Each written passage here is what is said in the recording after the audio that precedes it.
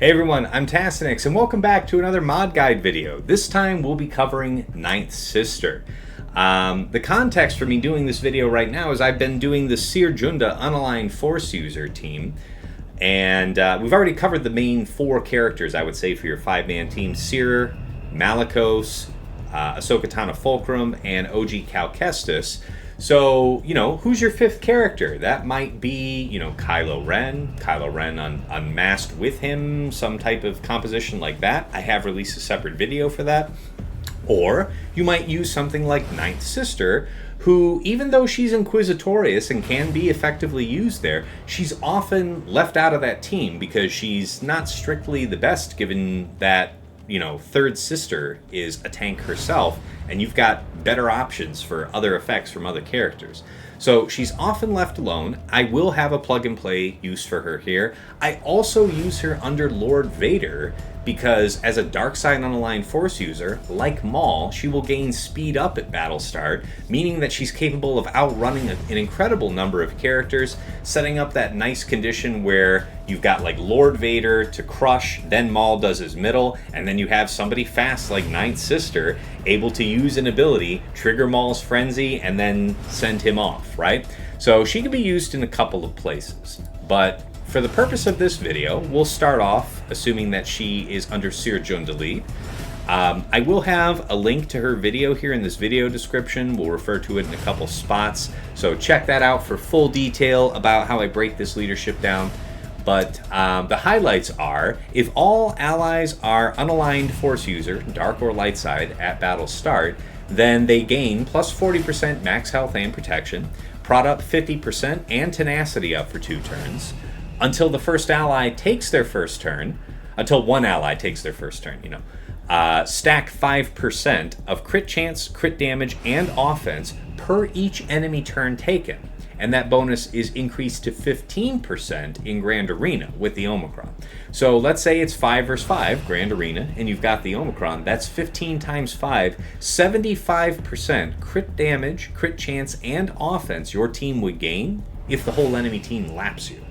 That's why we try and have this team mostly slow, so we can get this one-time bonus in a big way up front.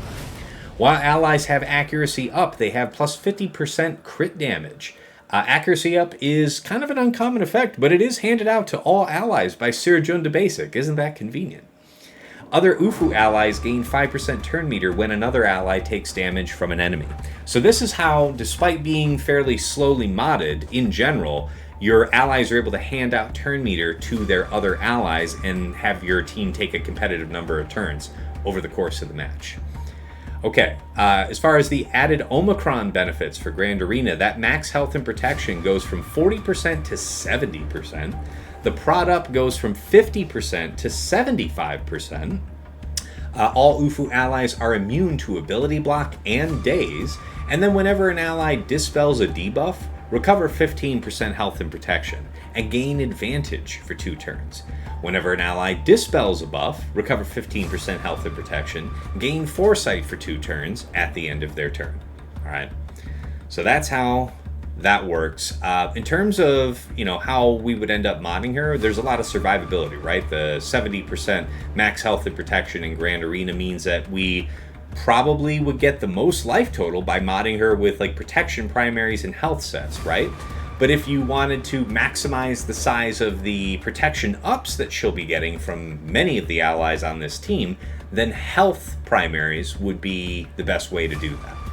All right, let's jump into her kit though, and then talk about team comps, turn order, and finally a bit about her mod. So starting with her first unique here, Patience.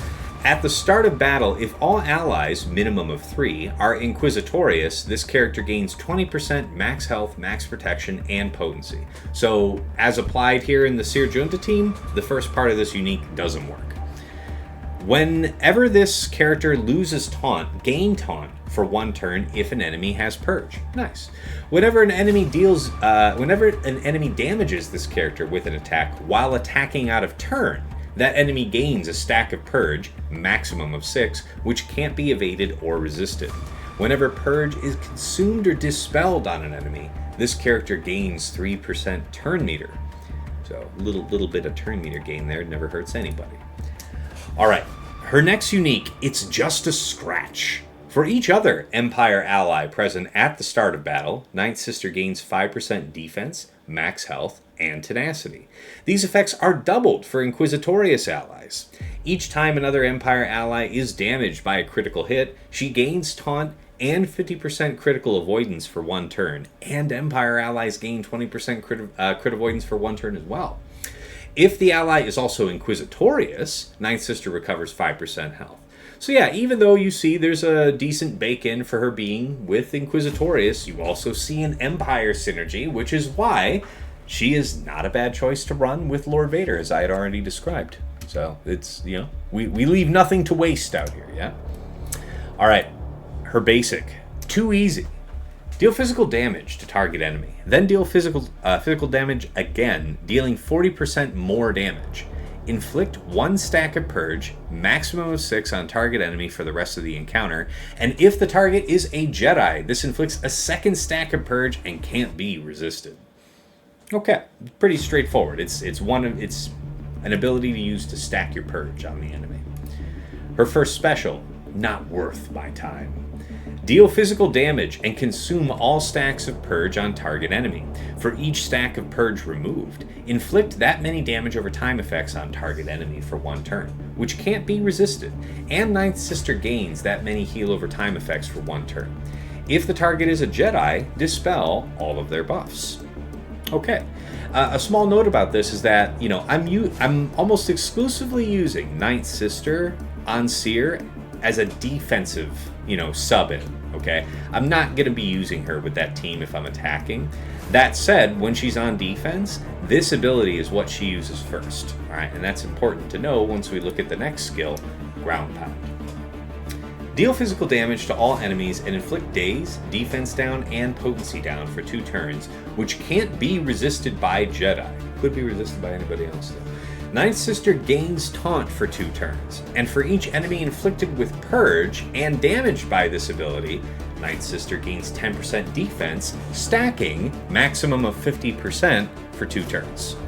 Nice ability, an AoE daze is very, very rare. This is why there is a case to put some amount of potency into her secondaries. I wouldn't make a deliberate effort for it, but if you're, you know, building up your tank set for her and there happens to be some potency spread in on the side, it wouldn't go to waste for that sake. So this ability ends up getting you 2nd by her, all right? And we need to consider that if we're going to be putting this on defense. We'll cover more about that in a moment.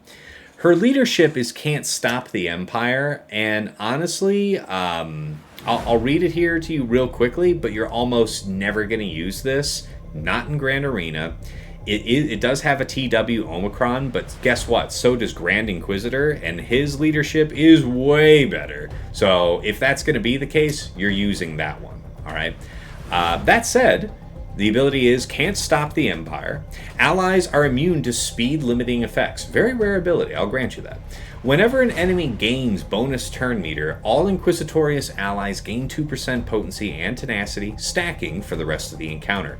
If that enemy is a Jedi, they have a plus 50% chance to gain a stack of Purge, maximum of 6, until the end of the encounter. And if you apply the TW Omicron, all Empire allies gain 20% defense, and all Inquisitorius allies are immune to ability block and stun.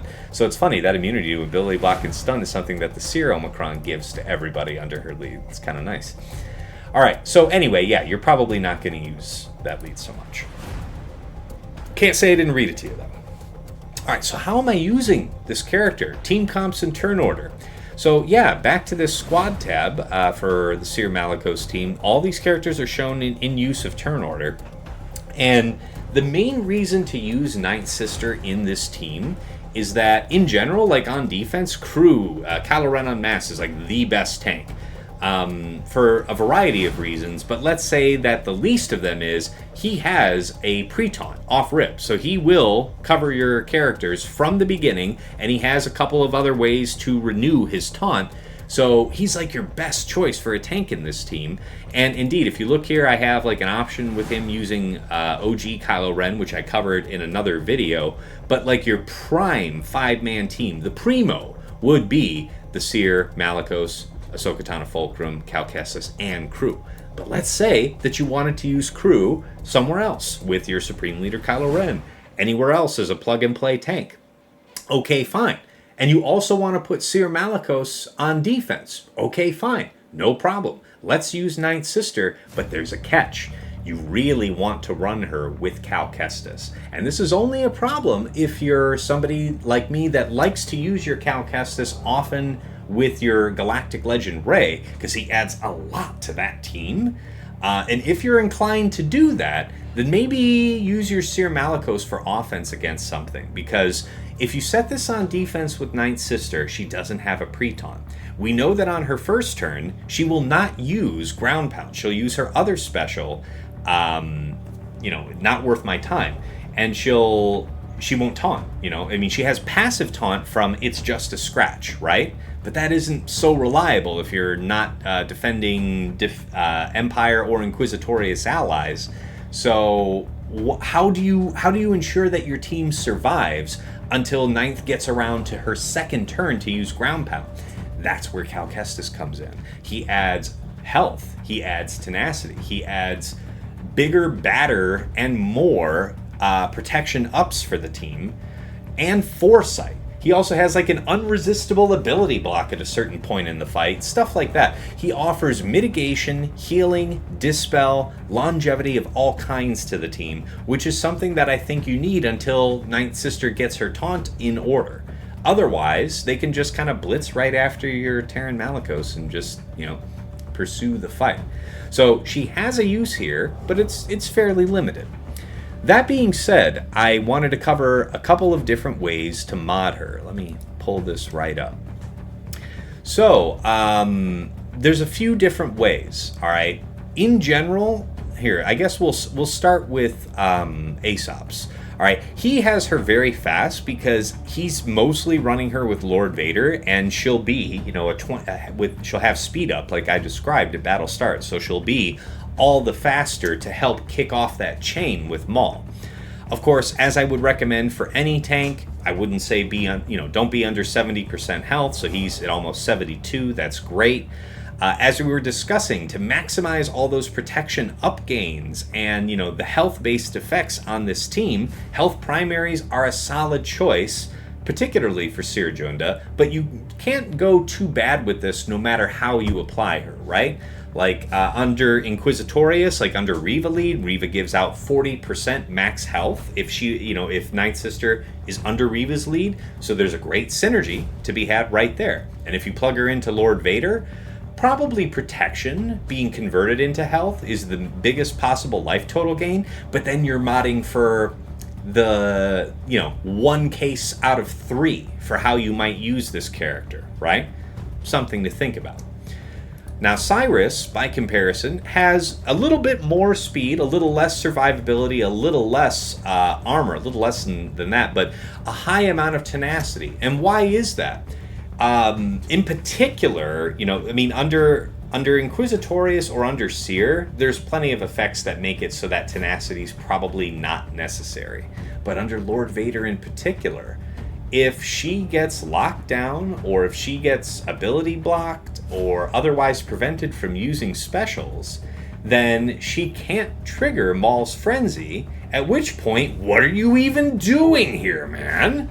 So, yeah, if you were inclined mostly to use this character with Lord Vader, there's a strong case to be made for stacking tenacity on her as well. And you can see that I think since he was looking for a lot of tenacity on this mod set, he was okay to split the difference on having, a health primary here on the triangle, but a protection on the circle. And what the hell, if I'm mostly using this under Lord Vader, all of it's getting converted into health anyway, so it's gravy, right? That's the principle, the underlying principle with this mod set. Mine is mostly modded for Lord Vader. Since I told you that, Ninth Sister is only usable for me, in my opinion, on defense and with OG Cal to save you being able to use Kylo Ren Unmasked elsewhere. If all of those conditions, if that's why I'm doing it, then this is kind of corner case use for Ninth Sister for me. I really like that application of her under Lord Vader, where I have her at a certain speed where she's clocked to be just ahead of Thrawn. So on my Lord Vader team, it goes Lord Vader Crush into Maul Dispel, preferably, you know, on a tank with Taunt or something, right? And then Ninth Sister, you know, goes, kicks off Maul, and then Thrawn is there to fracture, like, right after that. It's a nasty bit of business. I would recommend it to anybody. Yeah. Okay, so yeah, you can go with this protection stuff, like if you're under Lord Vader, more the tenacity for the reason I said. Under Lord Vader, of course, Cyrus did a much better job, like another 10% more tenacity than me, so that's a solid way to do it.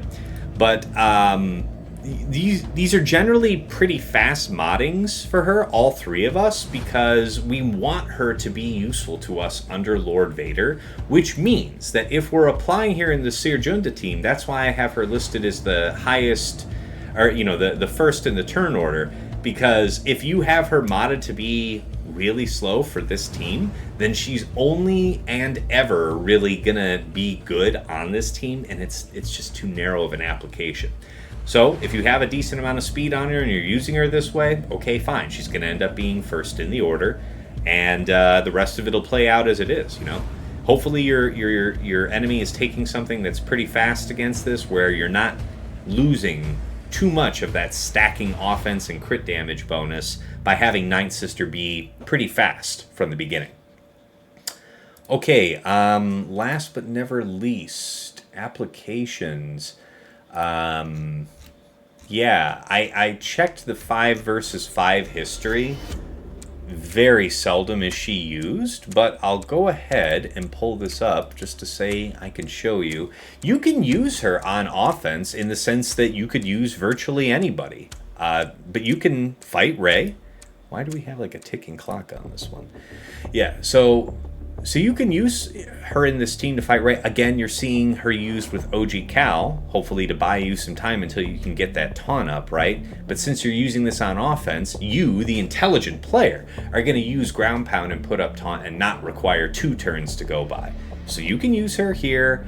And I mean, if you're able to use her in Seer Malicos against Rey, then awesome. You know, this is a fine application of this team offensively. Like I said, this is almost exclusively defense for me to use Ninth Sister in this way, but it is good to know. It is helpful to know that it isn't really a hindrance for you on attack against like the premier counter. You know, like using Seer Malicos to punch up into Rey is one of the highest callings for Seer Malicos, so she won't impede you in that goal, it would seem. All right, guys, I think this just about wraps up the Ufu faction. It's been a long and fun ride going through this. There's a lot of mechanics in this team, very complex team, but I've really enjoyed making these videos for you guys. I've gotten very encouraging and supportive feedback, a lot of great questions in the comments. Really appreciate all the engagement, so thank you very much. If you're enjoying these videos, please give this one a like, hit subscribe to the channel to see more. I appreciate it.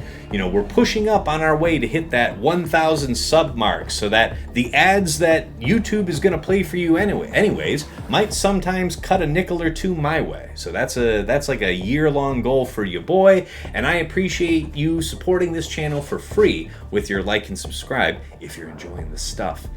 As far as the next faction goes, I've got a couple ideas in mind, but feel free to leave your suggestions, your comments, your feedback, either on these videos or in the Discord. So thanks again for everything. And until next time, it's been real. It's been awesome. It's been real awesome. Take care.